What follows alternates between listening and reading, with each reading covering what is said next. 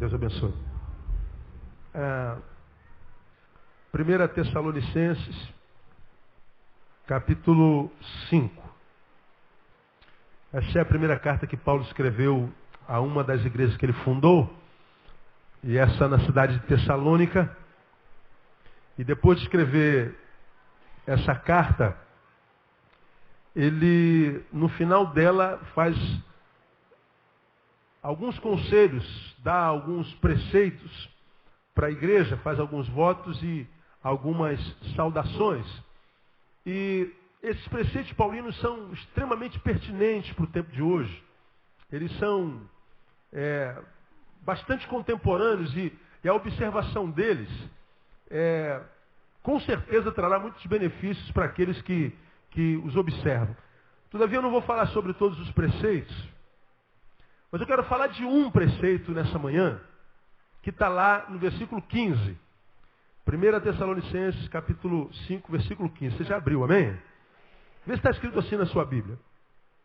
Vede que ninguém dê a outrem mal por mal, mas segui sempre o bem, uns para com os outros e para com todos. Eu quero me prender na primeira parte. Vede que ninguém dê a outrem mal por mal. Vamos juntos? Vede que ninguém dê a outrem mal por mal. Ninguém retribua mal por mal. Não é? Essa é uma palavra pertinente para o tempo de hoje. Por que eu vou ministrar essa palavra hoje? Bom, eu perdi meus documentos todos no sábado. Inexplicavelmente. Eu saí com ele e sumiu. Aí foi carteira militar, carteira civil, carteira da CNH, documento da moto, documento do carro, cartão de crédito, foi tudo. Tudo. Segunda, terça e quarta foi tentando reaver documentos, nem que fosse só a CNH. Né? Carteira de motorista, porque na quinta-feira eu viajaria, iria para o lugar que eu tinha que ir de carro. E segunda, terça e quarta, de manhã e de tarde, cancelei tudo, porque eu precisava cancelar tudo e bloquear tudo. E perdi no sábado, então esperei que de repente sábado ou domingo aparecesse, alguém achasse. Tinha cartões meus com telefone dentro. Então alguém podia pegar o dinheiro, que não era muita coisa, tinha uma merreca lá dentro, por acaso, graças a Deus. E eu pegava o dinheiro e jogava a carteira em algum lugar, alguém acha e devolve a carteira, né? E a carteira não apareceu. Então na segunda-feira eu falei, não, tem que bloquear e começar a tirar os documentos. E nessas andanças, tentando tirar documento, eu vi como é difícil que os órgãos públicos desse país funcionem como tem que funcionar. Como é difícil você achar um funcionário público, seja de que instância for, solidário e que simplesmente faça a sua obrigação, só isso. Você não pede favor nenhum, você só pede que ele faça aquilo para o que ele recebe. Só isso, não precisa fazer nada. Nada. É só fazer o que lhe compete. A gente não pede que faça nada além do que não lhe seja o básico. Mas até isso é difícil demais. Dias difíceis foram segunda, terça e quarta. Dias difíceis. Né? A tarde de quarta-feira foi tentando reaver algumas coisas e tentando agilidade, porque eu iria viajar na quinta-feira, uma viagem que eu não podia cancelar mais, e eu não tinha absolutamente documento nenhum, senão só o passaporte. E, caramba, como é que a gente é maltratado, como é que a gente é objeto do mal dos outros. Não necessariamente um mal ativo, alguém que olha para você e faz um mal para te prejudicar, mas alguém que deixa de fazer um bem que tem a obrigação de fazer.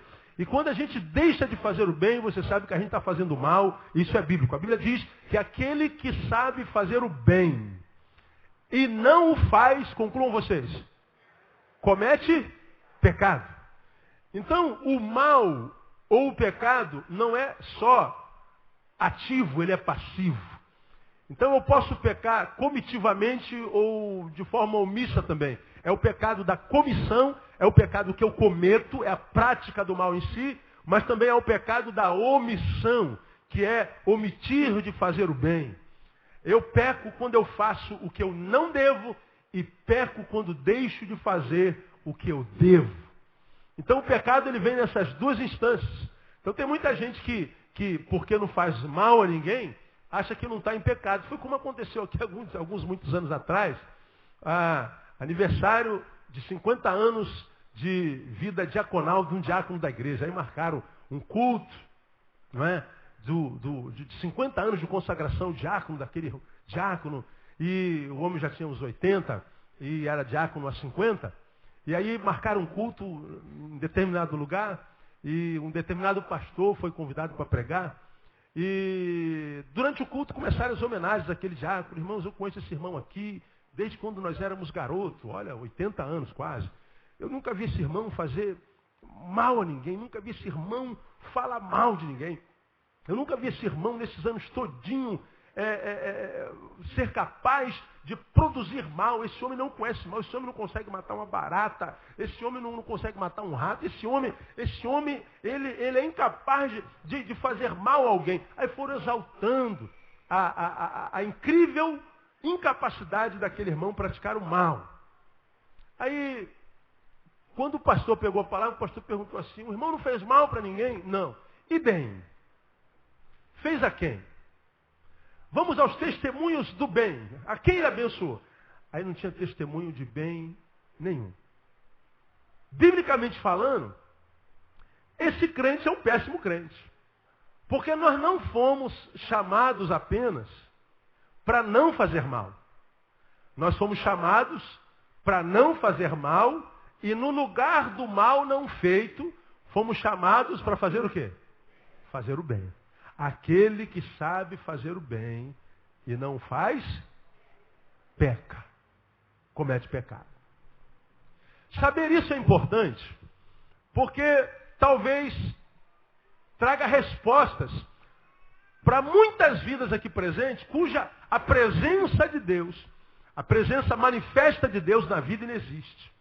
Muitas vezes nós achamos que Deus poderia ser um pouco mais camarada com a gente. Deus poderia ser um pouco mais ativo.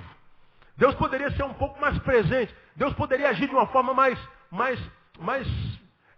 ativa na nossa vida. Mas muitas das nossas vidas são marcadas pela ausência de Deus. A grande presença na vida de alguns é a ausência de Deus. A presença mais sentida é a ausência de Deus. E quando Deus se ausenta de uma vida, o que falta é exatamente a produção do bem. O que falta é a produção do que deve ser feito e o que sobra é o que não deveria existir. É uma vida marcada por equívocos. Então essa semana eu vi isso de forma muito prática. Em algumas repartições onde eu bati, por exemplo, na identidade verde que eu tenho que tirar, eu liguei para uma ovelha nossa que me abençoou muito lá, de trabalhar lá dentro do PDC, não é? E eu falei assim: fulano, o que eu preciso ter para tirar a segunda via da carteira verde? Aí ele falou assim: pastor, o senhor tem que ter até o diário oficial que publicou a sua reforma. Eu falei: meu Deus do céu, onde é que eu vou arrumar diário oficial? Aí, no outro lugar, falaram que eu tinha que ter atestado de óbito do meu pai e da minha mãe. Outro dizia que eu tinha que dar entrada hoje e tinha que pegar o documento daqui a 3 meses. Mas 3 meses eu já estou preso há 3 meses, irmão. Eu não tenho como ficar 3 meses sem identidade. Eu vi a dificuldade. E em todos os lugares onde eu entrei, eu ouvi: bom, tem um modo mais fácil, né, brother? Tem um caminhozinho que o negócio chega na sua mão assim, ó, vapt-vupt. Geralmente o caminho é longo, né? A gente dá assim, ó, um passeio no mundo. Então a carteira sai daqui, ela vai assim para Santa Cruz da Serra, né? Sobe, dá uma volta no Brasil inteirinho, né? E vem pelo outro lado até chegar em você. Agora, tem um caminho que é assim, reto, né? Que chega na tua mão pertinho. Aí pode chegar na tua mão. Aí eu falei assim: que caminho é esse? O senhor conhece, pô. O senhor não é possível. O senhor é brasileiro. O senhor, eu não estou sabendo do que você está falando. Eu falei: como que o senhor não sabe o que eu estou falando? Você me diga o caminho que eu trilho esse caminho. Vamos lá. Aí ele falou: não, sei lá, o senhor, o que o senhor pode fazer por nós aí? Eu falei, eu não sei, o que eu posso fazer por você? Vamos, dê nome aos bois, filho. Aí ele falou assim, não, mas eu não posso dar nome aos bois, esses bois não têm nome. Eu falei, pô, Billy, eu não sou peão, brother, eu não conheço vaca nem boi. Você tem que ser claro. E o cara não falava que era dinheiro. Aí, um deles me chamou no cantinho, pô, o senhor deixa um cafezinho pra gente aí. Eu falei, quanto é que custa um cafezinho, brother? Lá embaixo acho que é 50 centavos. Aí eu botei a mão assim, botei isso. Falei, pô, brother, o senhor tá achando que eu sou palhaço? Aí eu falei, não, não tô achando que você é palhaço, tô achando que você é ladrão. Palhaço parece que sou eu, quando você me pede dinheiro. Eu falei para um deles, se eu der dinheiro a você, eu me assemelho a você. Eu me torno a sua imagem e semelhança. Aí aconteceu o que aconteceu aqui agora, esse silêncio. Se eu der dinheiro a você, eu estou declarando que o mal que você faz a essa cidade, a esse país, a si, a sua família, esse dinheiro que você quer receber sem ter trabalhado, e que não deveria receber, e pelo contrário, já é pago para fazer o que eu estou te pedindo para fazer, se eu te dou dinheiro, o mal que você me faz, de fato me atingiu. Você já aprendeu isso aqui? Quando é que o mal nos atinge? O mal nos atinge quando ele consegue nos transformar à imagem e semelhança do nosso agressor. Porque se eu subo aqui e prego contra a corrupção, e porque eu preciso de alguma coisa, corrompo o sujeito, eu me tornei a imagem e semelhança do corruptor. Se uma pessoa estupra o filho do outro, e eu vou lá, estupro o filho dele, eu estou acusando de um crime que eu mesmo sou capaz de cometer. O mal dele me atingiu a ponto de eu conseguir fazer exatamente o que ele fez, de modo que eu me transformei à imagem e semelhança dele. Ele mata alguém que você ama, você vai lá e mata alguém que ele ama como retribuição, retribuindo mal por mal, você está dando uma declaração explícita. O mal que ele me fez me atingiu.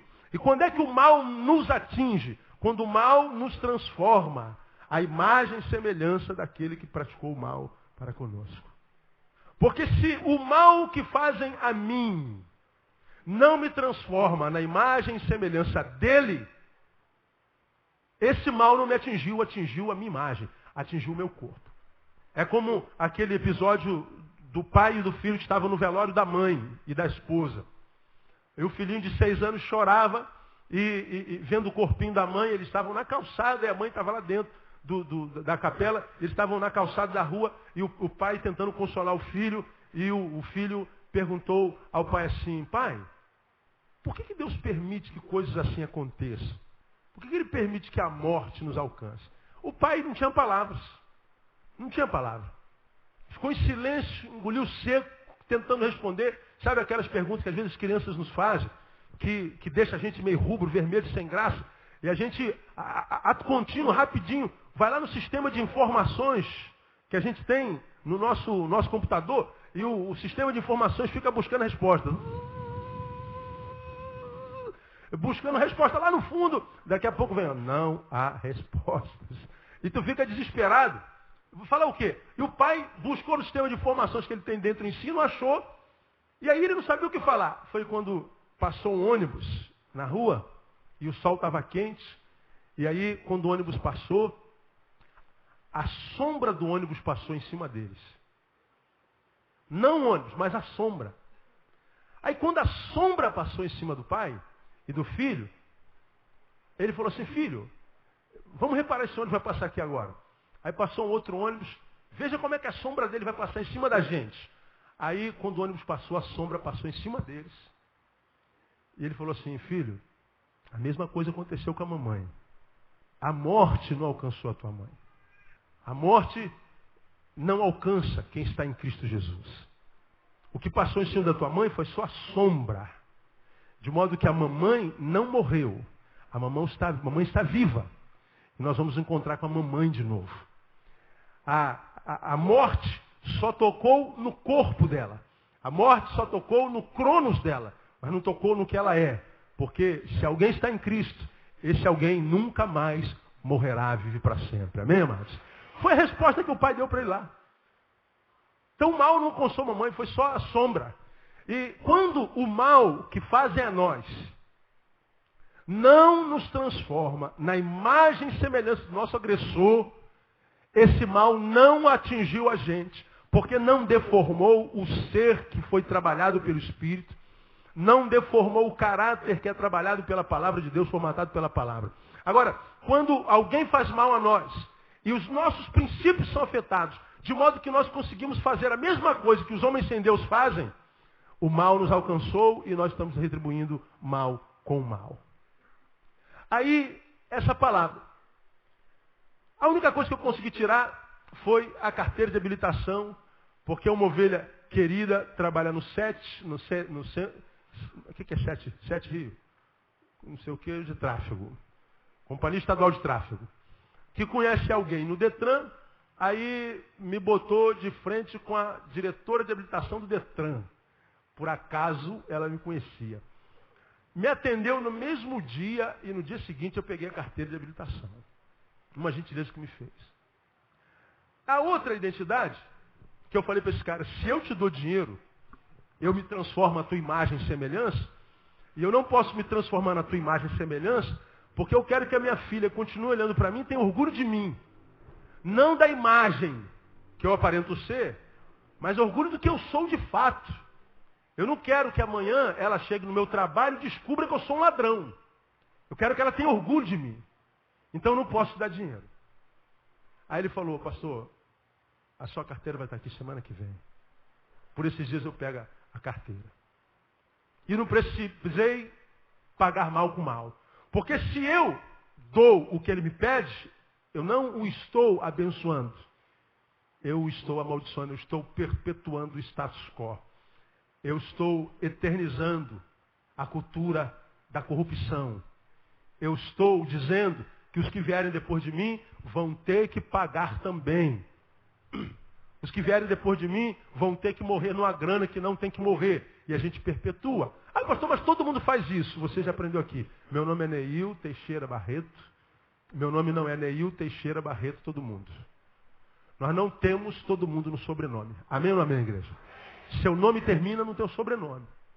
Então, quando a gente fala de retribuir mal por mal, lembra disso que eu estou lhe falando. O mal, ele pode ser cometido, mas o mal também é mal quando o bem é omitido. Quando eu faço mal a alguém, eu peco. Quando eu deixo de fazer bem a alguém, eu peco também. De modo que quando eu estou em pecado, o pecado nos afasta de Deus. Isaías, se eu não me engano, no capítulo 54, eu não me lembro bem, ele diz assim, eis que a mão do Senhor não está encolhida para que não possa salvar, nem seus ouvidos tapados para que não possa ouvir. Mas os vossos pecados fazem divisão entre vós e o vosso Deus, de modo que não vos ouça. O pecado, o que ele faz? Ele transforma o céu num céu de chumbo. Ele transforma o céu num céu de bronze. De modo que quando a gente fala, ele bloqueia a comunicação. É um ruído que não consegue ser penetrado se isso se chama pecado. Aí nós vivemos numa geração que é muito religiosa, é verdade, que frequenta igreja, que frequenta centro, que frequenta sinagoga. Nós somos um povo muito religioso e temos muita intimidade com a religião. Mas a intimidade com Deus, individualmente falando, são poucos os que têm. Na maioria dos religiosos do mundo, muito particularmente no Brasil, a experiência e a intimidade que eles têm é com a religião. É com o dogma, é com o ajuntamento, é com os preceitos, com as coisas que nós aprendemos hereditariamente muitas vezes. E isso não gera vida na nossa vida. E isso faz com que nós vivamos uma relação frustrada com aquele que pode todas as coisas.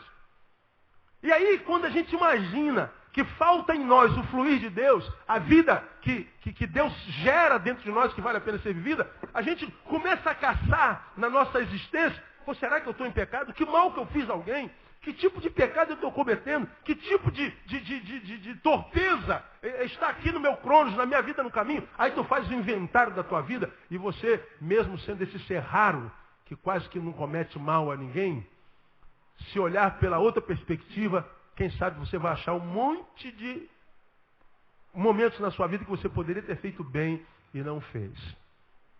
Aqui, se eu fosse entrar na profundidade disso aqui, Eu ia falar, por exemplo, com relação aos filhos que não têm boa relação com seus pais, com os filhos que ofendem seus pais, que não honram seus pais.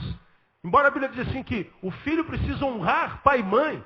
E precisa honrar pai e mãe para quê? Quem conhece esse versículo? Para que se prolongue o quê? Seus dias aonde? Na terra. Obedecer pai e mãe é o único mandamento com promessa. Está lá nos 10 mandamentos. E é o único mandamento no qual o Senhor justifica o mesmo. Olha, filho, honra teu pai e tua mãe. Sabe para quê? Para que os teus dias se prolonguem na terra, porque quem não honra pai e mãe tem a vida encurtada.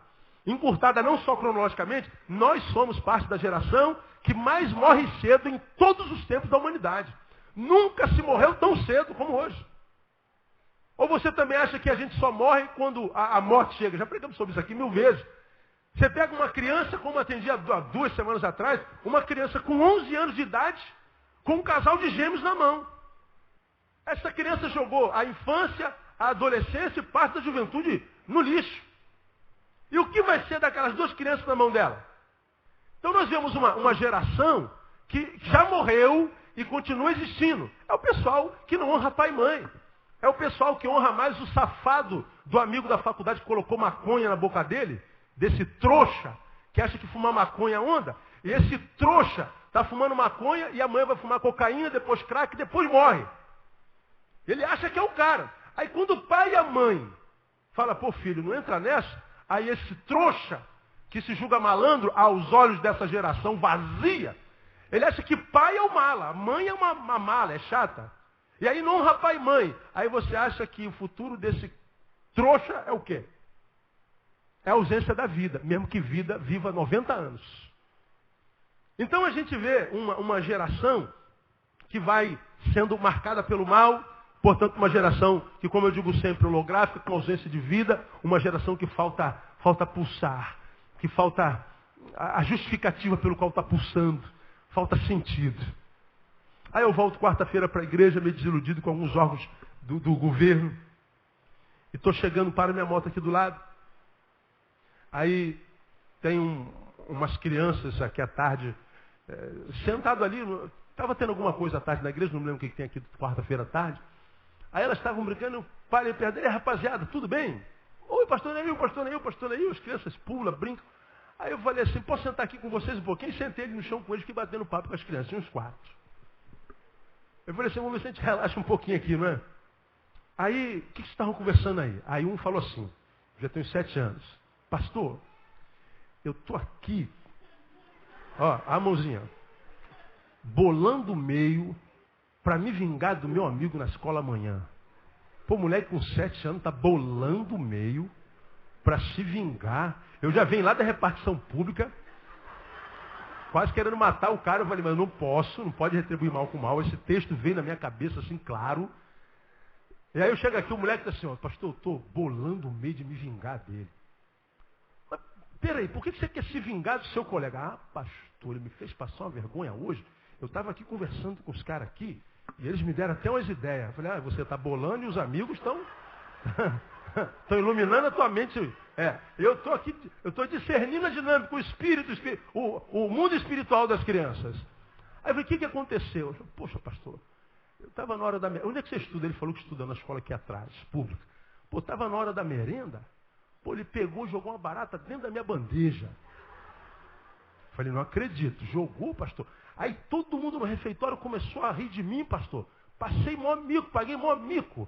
Eu falei, pô, ficou feio. O que você fez? Eu tirei a barata, tirei aquele cantinho que caiu a barata e comi.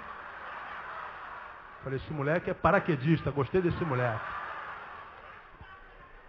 Eu tiro a mosca e como o resto, não quero nem saber. Se a galinha cai no chão, ninguém olhou, né? Sopro resolve. O moleque está ali, eu comi.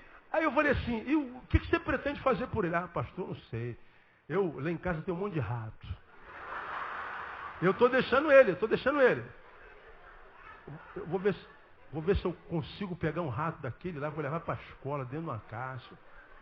Eu vou me vingar dele. Quem me deu a ideia foi ele. Eu falei, já descobri quem é o Judas aqui. Descobri quem é o amigo. Aí eu falei assim, não, vamos pensar. Ele colocou uma barata lá, não colocou? Tu tá com raiva dele, não tá? Pô, pastor, é que ele era maior do que eu, porque se fosse menor, pastor, sei não. Falei, pois é, graças a Deus era menor. Não se paga violência com violência, né? Pelo menos não deve. Aí, você acha que é certo botar uma barata num prato? Não, pô, de jeito nenhum, pastor. Pô, como é que o cara pode fazer isso? Aí eu falei assim, pois bem, se você está pensando em botar um rato lá, tu é melhor do que ele? Como é que você pode acusar alguém de uma coisa que você também é capaz de fazer? Aí ele falou, não tinha pensado nisso, pastor. Agora, se você chegar lá amanhã, pega uma coisa da tua comida, sei lá, tem uma fruta, alguma coisa, às vezes quando tem uma banana, pega essa maçã, vai lá publicamente e fala assim, ó, eu queria te dar essa maçã. E volta. E faz com que todo mundo veja. Aí de repente, o pessoal vai olhar para você, vai falar assim, pô, o cara bota uma barata, ele dá uma maçã. Aí ele falou, mas a troco de quê, pastor? Pô, o pessoal vai ver que você é muito melhor do que ele. É, gostei, pastor, dessa parada aí. Quinta-feira encontro com ele. Pastor, fiz o negócio que o senhor falou. Poxa, pastor. O pessoal primeiro pensou que aquela maçã estava com algum, sei lá, veneno. Na verdade, ele falou mijo, né? Deve ter mijado na maçã. E deve ter dado pro cara lá e tal. Mas eu falei, não, eu tirei daqui na hora e fui lá e coloquei lá. Aí, quando eu saí de lá, ninguém falou nada. Sentou uma garotinha da minha turma. Aí falou assim, poxa, fulano, tu arrebentou a boca do balão, hein? Aí eu falei, e aí, o que você vai? Poxa, pastor, acho que ela tá gostando de mim. Aí eu falei, pô, viu aí, mané? Viu o que aconteceu? Você retribuiu o bem ao mal, com o bem ao mal. Ele falou, pastor, gostei desse negócio. Eu aprendi muito com essa experiência. O mal só nos atinge quando ele consegue nos transformar a imagem e semelhança do nosso agressor. Porque senão ele só atingiu a minha imagem. Ele pode ter tocado na minha face, atingiu o que eu pareço ser, não o que eu sou. A não ser que eu queira bater na face dele também. E nós temos aprendido aqui nessa palavra, vede que ninguém dê a outrem mal por mal. Eu quero me prender desse ninguém aqui um pouquinho. Esse ninguém dê a outrem mal por mal, portanto, ninguém deve dar a ninguém a retribuição do seu mal com um mal semelhante. Essa mensagem é utópica para os valores da sociedade contemporânea. Só um cristão para viver um negócio desse aqui. Porque viver o evangelho é remar contra a maré. É ir contra o status quo mesmo. Contra o valor vigente na sociedade. E ir contra o valor vigente na sociedade é ser rejeitado pela própria sociedade. Portanto, ser crente no meio da universidade, muitas vezes ser rejeitado pela universidade. E alguns, com medo de ser rejeitados, se submetem à cultura e aos princípios que se vive na universidade, ou na fábrica, ou no escritório, ou na igreja, ou em qualquer outro lugar.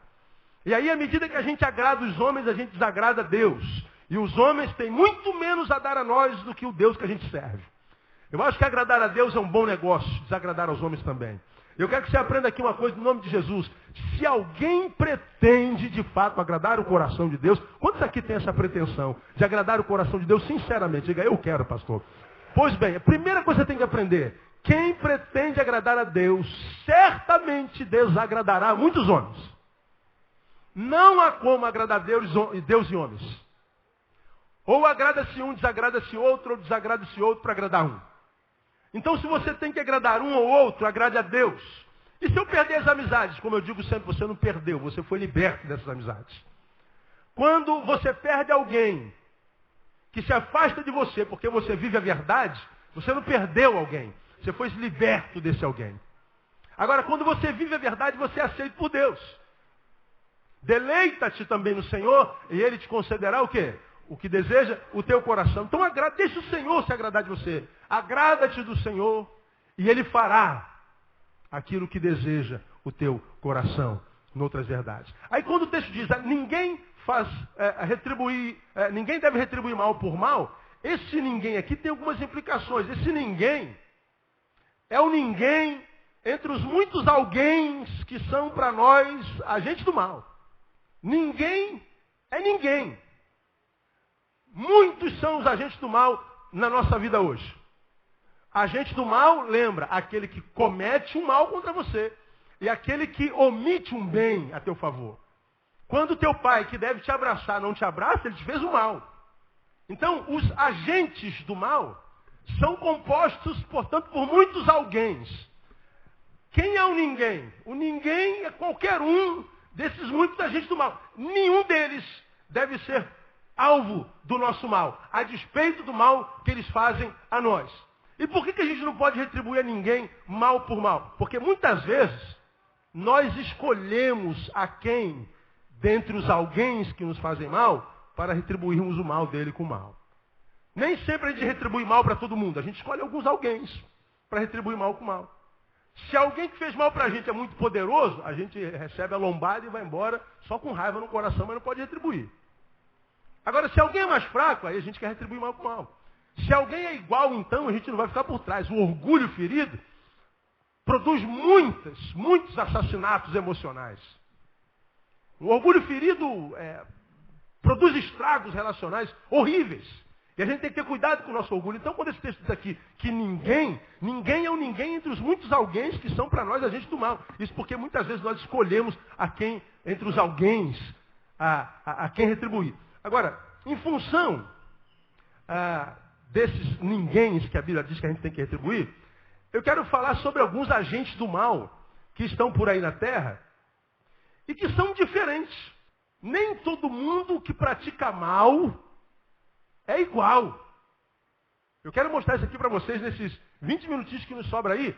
Por isso que a gente não deve retribuir mal por mal. Primeiro, porque nos transforma a imagem e semelhança dele. Segundo, porque nem todos que fazem mal para a gente são iguais. De modo que muitas vezes quando a gente retribui um mal, a gente pode estar cometendo uma injustiça muito grande. Porque nem todos os agentes do mal são iguais. Quer ver uma coisa? Primeiro, tem agente do mal que é mal. Como, pastor? É aquele pessoal que faz o mal por prazer. É aquela pessoa que assim, eu não tem nada a fazer, eu vou arrebentar alguém. Eu vou matar alguém, vou prejudicar alguém. Eu vou semear uma discórdia aqui. Está tudo muito parado aqui no grupo. Eu vou implicar alguém aqui.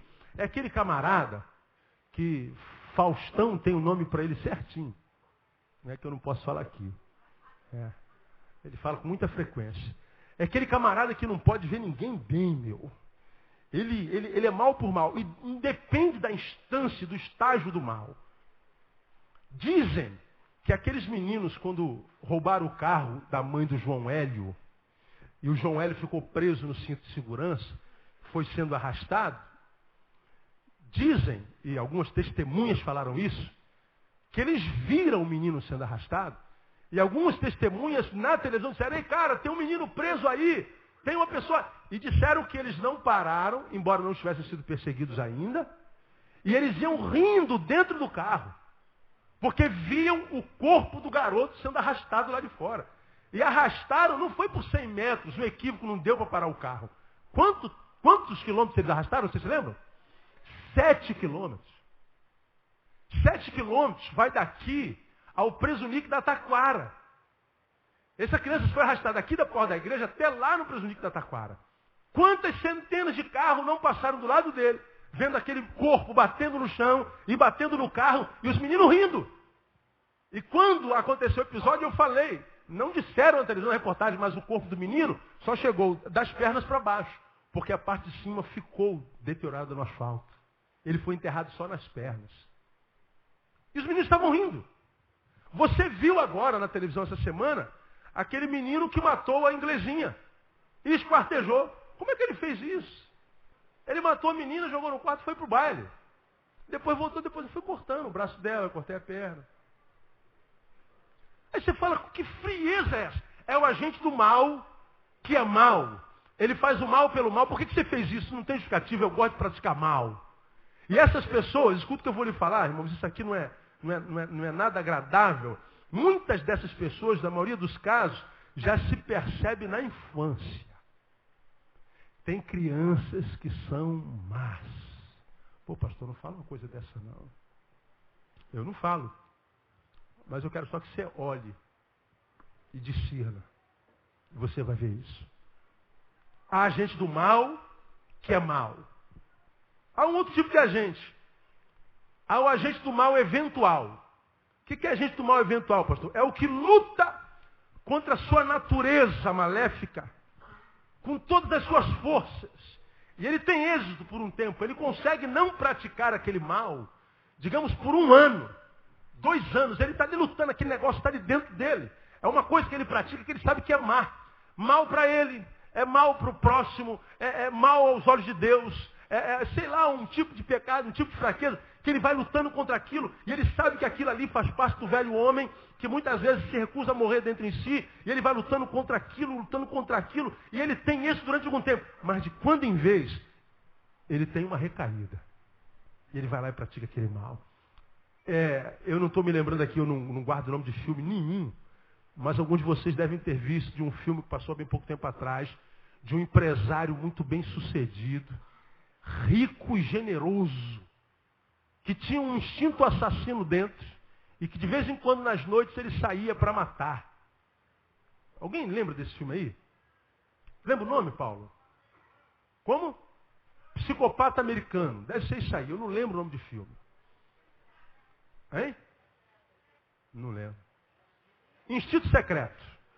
Instinto Secreto. O filme começa como? Ele ganhando um prêmio como empresário padrão dos Estados Unidos, como filântropo, como homem que promove solidariedade, como homem que qualifica a qualidade de vida dos Estados Unidos. E aparece ele sendo honrado, né, pela instituição, pelos empresários, ele aplaudido, por onde ele passa ele é tratado. Mas de vez em quando, na madrugada, ele passava sem matar muitos anos, mas de vez em quando na madrugada ele invadia um quarto e matava a pessoa, e ninguém nunca conseguiu descobrir, até que um dia ele foi fotografado. Ele tinha um instinto secreto. E toda vez que ele matava, ele falava, esse é o último, eu nunca mais vou fazer isso, eu não quero mais fazer isso, eu não posso mais fazer isso. E ele conseguia se manter longe do mal durante alguns anos. Mas chegava um momento que ele não suportava. Ele tinha uma personalidade dupla, que vivia com ele, que vivia instigando, com quem ele conversava. E existem pessoas que são assim, têm fraquezas em si. Quem sabe no caráter, quem sabe na vida pessoal, quem sabe no temperamento. O cara tem um pavio muito curto, às vezes nem pavio tem, cara. O cara não consegue contar até 10 quando está nervoso, ele conta 1 e mata, não tem jeito. Aí depois que ele vai contar, a besteira está feita. Então, há pessoas que são más, mas a maldade dele é eventual, a essência é boa. Ele tem algo dentro de si que é uma fraqueza. Ora, quer ver um sujeito desse? Esse sujeito aqui é Paulo. Aonde é que você vê isso em Paulo? Quem consegue discernir isso em Paulo? O que é, Ricardo? Pois bem, Paulo disse assim, eu fiz uma alusão sobre isso alguns domingos atrás. O bem que eu quero fazer, o que ele disse? Esse eu não faço. Mas e o mal que eu não quero fazer? Esse eu acabo fazendo. Não que seja eu, mas o pecado que habita em mim. Agora tu pega esse texto aí, e vai lá em Coríntios capítulo 12, do primeiro ele fala do espinho na carne. Que ele diz assim, eu tenho uma deficiência, eu tenho um problema, eu tenho uma fraqueza, que eu sei que é de origem espiritual, o mensageiro de Satanás a me esbofetear. Não é que o diabo bate na cara dele, é que o diabo zomba dele, o diabo manga dele, como diria no sertão. Ele diz que orou ao Pai, quantas vezes? 3 vezes, que é o número da perfeição. Como quem diz, eu orei tudo o que eu podia orar, pedindo para Deus me tirar essa fraqueza, me tirar esse espinho na carne. Qual foi a resposta de Deus? Sim ou não? Não. Essa fraqueza eu não vou tirar de você. Ao invés de tirar esse mal, eu vou aumentar a graça. Vou te dar uma porção maior de graça. De modo que esse mal você vai ter que morrer com ele. De modo que com esse mal você vai ter que aprender a conviver com ele. E o fato do mal não ter sido tirado dele, não significa dizer que porque está nele, ele tem autorização de Deus para desenvolvê-lo. Ele está lá. Mas Deus disse, eu vou aumentar a graça.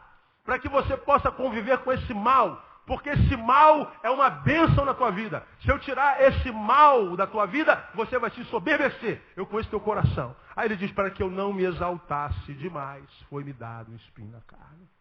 Sinistro isso, não é? Portanto, abençoado não é quem está livre de todos os males, quem está livre de todas as fraquezas carnais. Abençoado não é quem está livre de todos os pensamentos. Abençoado não é quem tem tudo sob controle. Pelo contrário.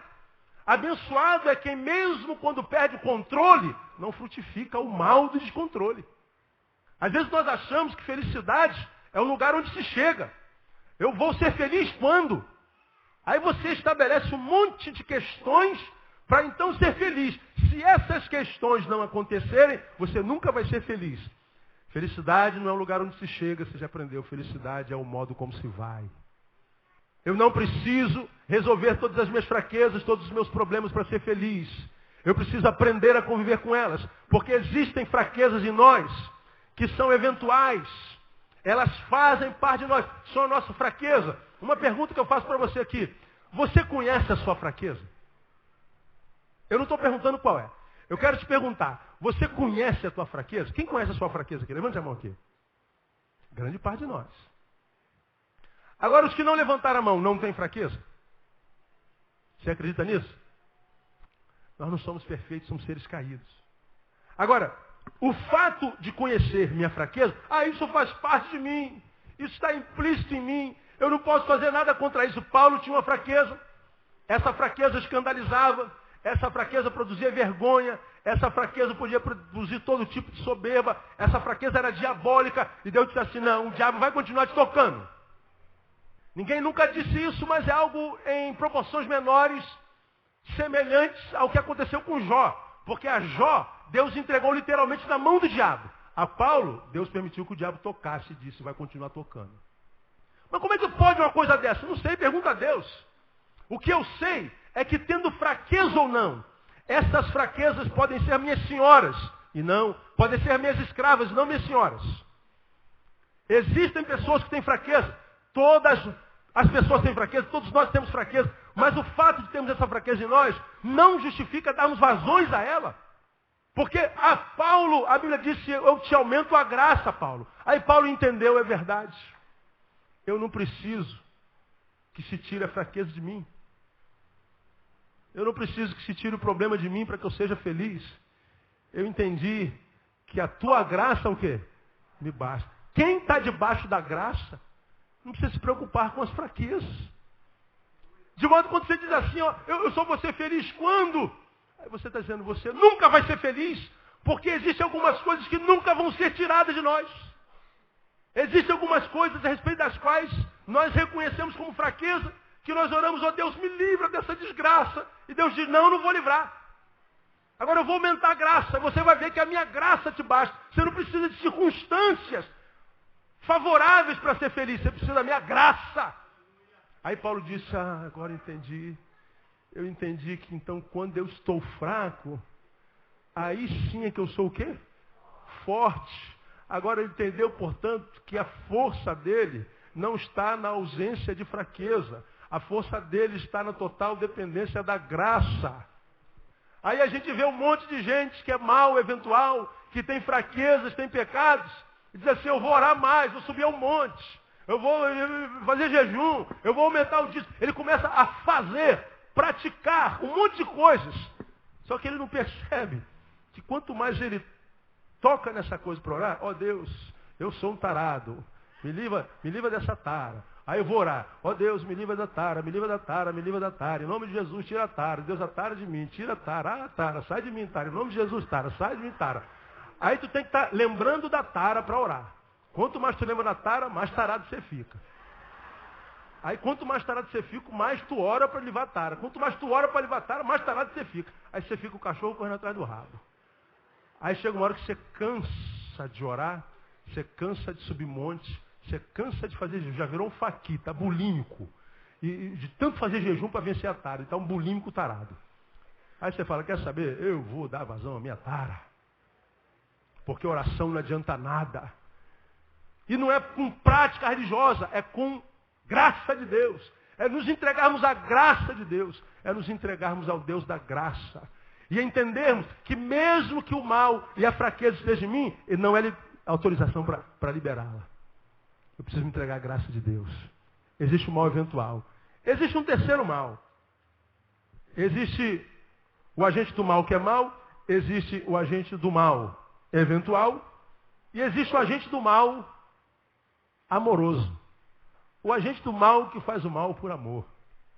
Peraí, pastor, agora o senhor, pelo amor de Deus, o senhor está cada vez mais retardado, o senhor está cada vez mais louco, não é possível. Né? O que significa isso? É o que disciplina.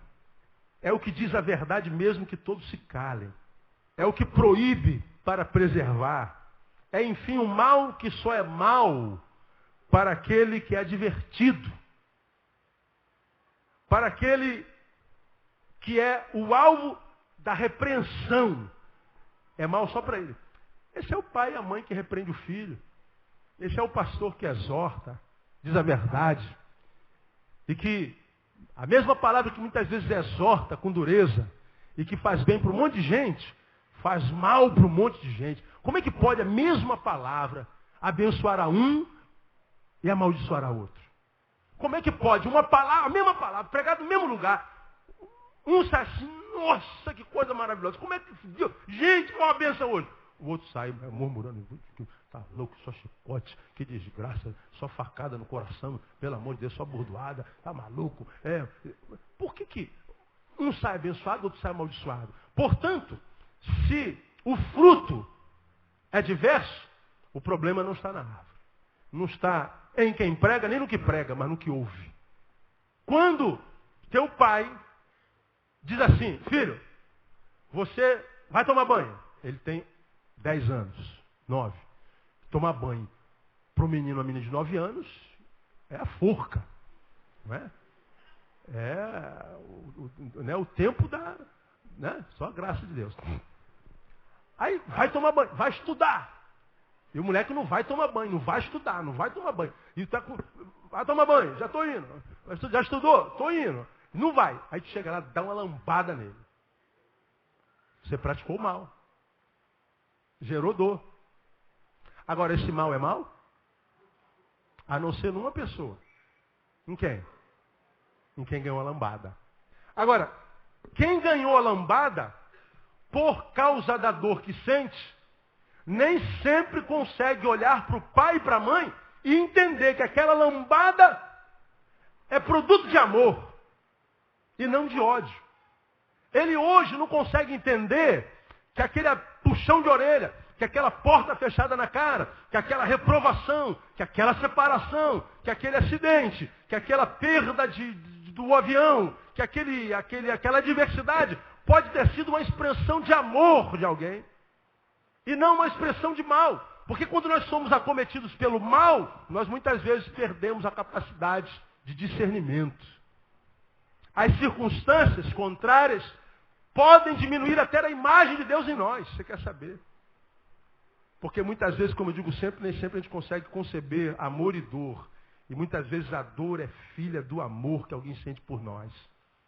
Por isso que a Bíblia diz, se existe agente do mal que é bom, você não pode retribuir mal com mal para ninguém. Aí esse filho que ganhou a lambada, esse filho que ficou proibido na internet uma semana, esse filho que deixou de ganhar aquele tênis, esse filho que foi proibido de alguma coisa, ele vai ficar com raiva do pai. Ele vai ficar com raiva da mãe. Ele vai ficar com ódio do seu agente do mal. E aí ele quer retribuir mal com mal. Como ele faz? Ele se rebela. Ele muitas vezes, dependendo do caso, se chafurda na droga. Ele se torna um filho rebelde sem causa. Ele se afasta da comunhão dos santos, ele se afasta da igreja. Ou nós, enquanto crentes, porque muitas vezes a vida pesa a mão sobre a gente acha que é castigo de Deus e a gente não merece, e a gente se afasta da comunhão, se afasta de Deus. E a gente não percebe que o mal que fizeram a nós, como disciplina, não foi o mal que fizeram a nós. O mal quem está fazendo a nós somos nós mesmos, porque não conseguimos discernir o agente do mal que fez esse mal em nós. Então essa palavra aqui, irmãos, vede que ninguém dê a outra em mal por mal, ela tem essas duas perspectivas. Primeiro, porque quando eu retribuo mal por mal, eu sou transformado à imagem e semelhança do meu agressor. Segundo, porque nem todo agente de mal é igual. Há agente do mal que é mal, há agente do mal que é eventual e há agente do mal que é bom. E de repente, quando eu retribuo o mal com mal, eu só posso estar retribuindo o mal porque de fato o mal me alcançou. E se o mal me alcançou, portanto eu estou fora de mim. Eu não estou dentro da minha racionalidade completa, eu não estou 100% de controle das minhas emoções. Portanto, se eu percebo que assim não estou, eu não posso retribuir nada, eu tenho que ficar quieto. Eu tenho que contar de 1 a 1000. Eu tenho que ir lá fora, sei lá, ver gente. Eu tenho que ir lá fora respirar fundo. É por isso que muitos casamentos estão acabando. Um faz mal ao outro, seja porque não deveria ter feito uma coisa, ou deveria ter feito uma coisa que não fez. Aí ele fica com raiva. Ela fica com ódio. E com ódio, sem razão, vomita. Põe para fora palavras que muitas vezes alcançam o cônjuge e que nunca mais vão sair de lá. Aí depois, poxa, amor, me perdoe. Eu estava com raiva. Pô, amor, me perdoe, eu estava fora de mim. Amor, me perdoe, eu estava bêbado. Terminei. Aí volto a falar o que eu já falei aqui, que a bebida ele tem um efeito diferente do que todo mundo pensa. Ah, não considera não, esse cara está bêbado, ele não sabe o que está falando não. Pelo contrário, considera o que o bêbado está falando. O que a bebida faz? A bebida, ela não tira a minha razão não, ela destrói os muros da ética, ela destrói os muros da moral, do dogma. A bebida libera um instinto, a bebida libera o que a gente contém por educação, o que a gente contém por ética, o que a gente contém por causa da moral na qual nós fomos instruídos. Aí o sujeito bebe e começa a falar um monte de asneira, que de repente é a verdade que ele tem dentro em si, que não disse porque a ética, a educação, a moral não permitia. Então, não se desconsidera tudo que um bêbado diz não. Tem gente que bebe um pouquinho para dizer a verdade. Porque a bebida liberta. Na primeira instância, até escravizar, na segunda, muitas vezes, sem que haja cura. Sem que haja cura. Então, quando você está irado, quando você está foi alcançado pelo mal, você vai retribuir mal por mal, você pode dar vazão a esse psicopata que há dentro de você. Você pode dar vazão a esse homem extremamente perverso, essa mulher extremamente sem pudor que há dentro de você. E que todos nós sabemos que está. Toda mulher sabe que tipo de mulher há dentro de você. Mesmo que a tua religiosidade diga, não, aleluia, eu sou uma santa. Você sabe o que tem aí dentro. Todo mundo sabe. É que quem tem coragem de falar sobre isso, né? Um dia no encontro de casado a gente fala, já falamos outrora. Aqui eu vou escandalizar muita gente. Como também aí dentro há um psicopata. Aí dentro há um hipócrita, um homem frio, uma pessoa fria, indiferente a tudo e todos. Dentro de alguns de nós tem até gente que sente prazer na desgraça alheia. Está tudo lá. Quando você vê, amado irmão meu, a produção do homem contemporâneo, essa perversidade, essa maldade, essa indiferença, toda essa produção maligna, maléfica, é a produção da raça humana. E a raça humana somos nós. Não foi os meninos que arrastaram o João Hélio, fomos nós. Não foi aquele adolescente que esquartejou a inglesinha, fomos nós. Não foi o policial que metralhou o Joãozinho. Os policiais somos nós. Eles são da nossa raça, são da nossa laia. De modo que se eles fazem isso, nós somos capazes de fazer também. Portanto, o que pelo menos eu tenho feito na minha vida é tentar cada vez mais viajar para dentro de mim e me conhecer. E fazer isso muito mais do que querer vender uma imagem para que os outros não conheçam o que é em mim. Às vezes nós investimos tanto numa imagem para que os outros pensem que nós somos o que não somos, que esquecemos de viajar para dentro para que nós saibamos o que nós somos. E aí de vez em quando, meu Deus, nunca imaginei que eu pudesse fazer isso. Mas fez. De modo que quando a gente se surpreende com os outros, talvez haja cura. Agora, quando a gente se surpreende com a gente mesmo, irmão, nem sempre. Então, se eu pudesse dar um conselho, posso, já estou dando. Ouça essa palavra: a ninguém retribua mal com mal. Porque senão você se transforma na imagem dele. Você pode estar cometendo uma grande injustiça. E por último, se fizer isso, você abriu uma lacuna para o diabo agir na tua vida. Porque ele encontrou legalidade. Tentei alcançar essa pessoa com mal há tanto tempo, consegui. E aí, irmão, se a linha entrou no buraquinho da agulha, agora é só puxar do outro lado que vai o carretel todinho.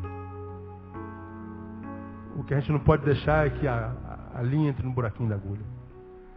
É não dar legalidade. É não permitir que aquele que é pai da mentira, pai do mal, possa encontrar em nós um lugar para que ele possa ir entrando, gangrenar tudo e desfazer a obra de Deus na minha vida, na nossa vida. Quem tem entendimento, entenda. Quem tem ouvidos, ouça o que o Espírito diz à igreja. Que Deus abençoe vocês.